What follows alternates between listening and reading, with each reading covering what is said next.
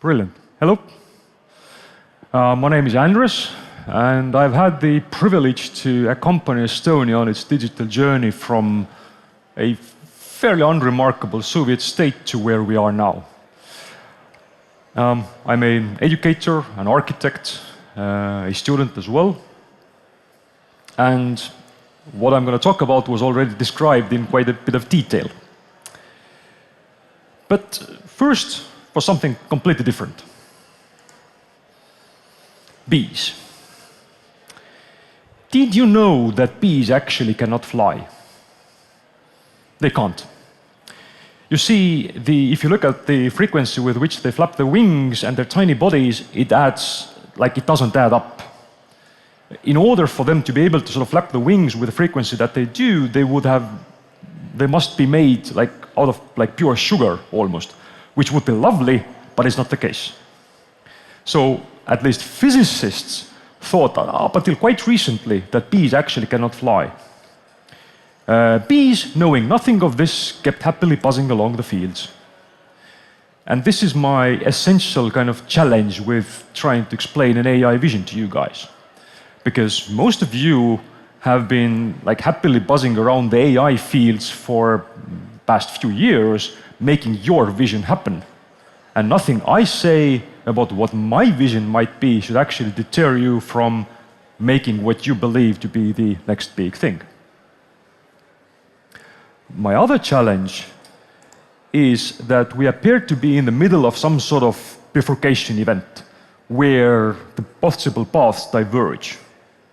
We are in a very complex situation where, in preparation for this speech, I kind of looked at all different metrics like investment and performance and interest in Google Trends and all of that, and everything goes exponential about AI.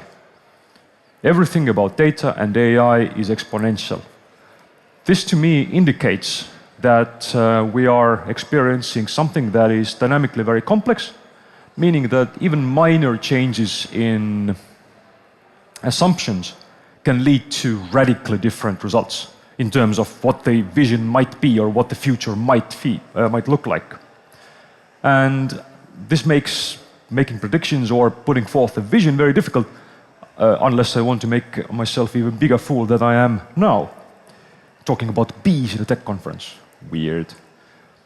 But what appears to be happening is some sort of a feedback loop, because these complex things typically are characterized by something just feeding back on itself, which ends up as an exponential growth curve. For example, we might think that there's investment leading to more results in AI, leading to more interest in AI, leading to more investment, leading to more results, and the feedback continues, driving the exponential growth. At the same time, while we know that, as I said, that predicting the future in these sorts of circumstances is quite difficult, effectively impossible, there are still a few things that we do know about these sorts of things that are based on feedback. And one of the things that we do know is that none of them go on indefinitely. Right? There's a limit to how much something can grow. Let me bring another completely arcane example. Have you heard of Australian mouse plagues? Nope. Oh, you are?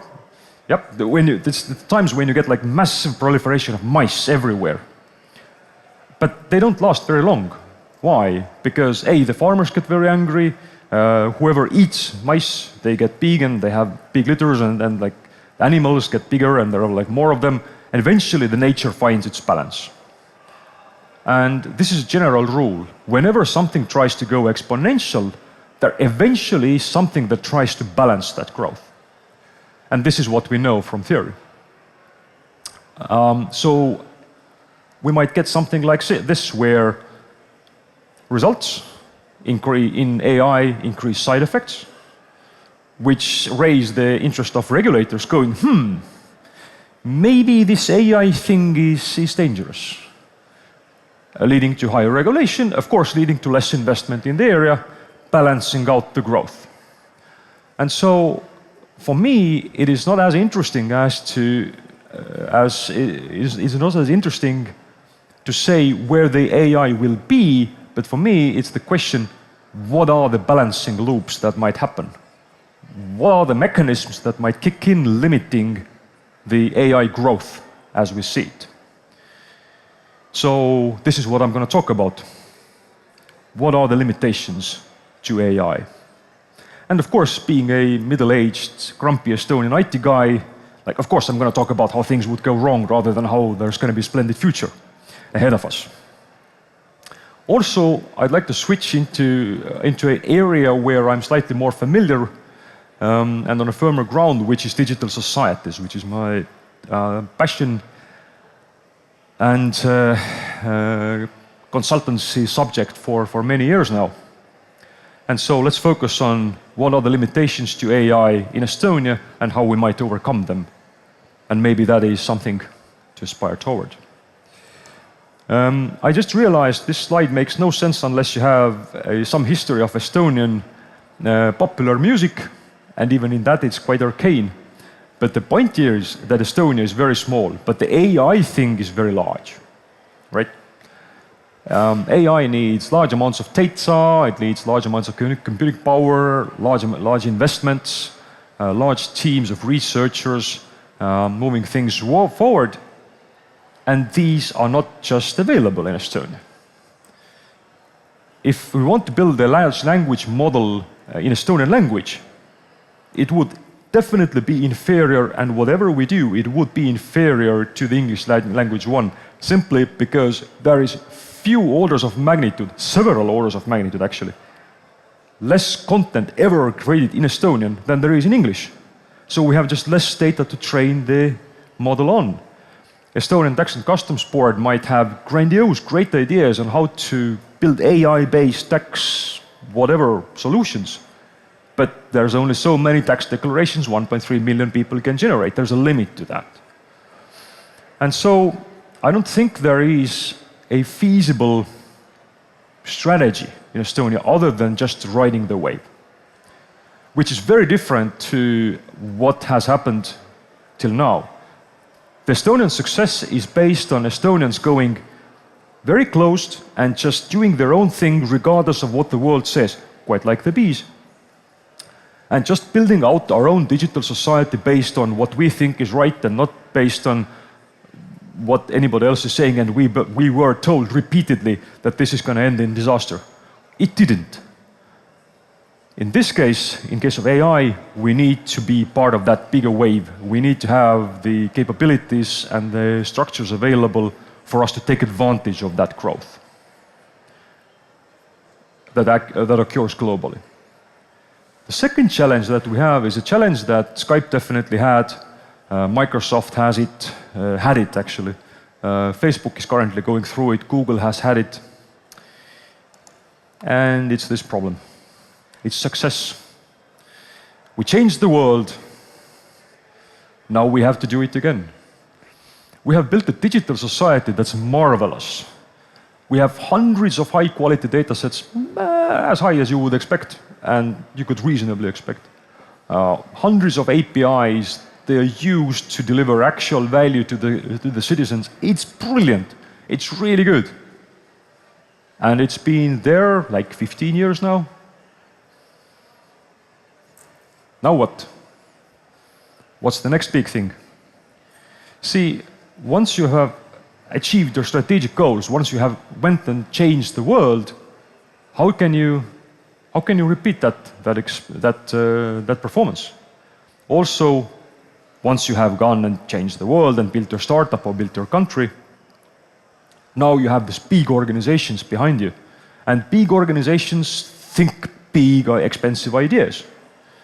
And these big and expensive ideas can easily turn into big and expensive failures.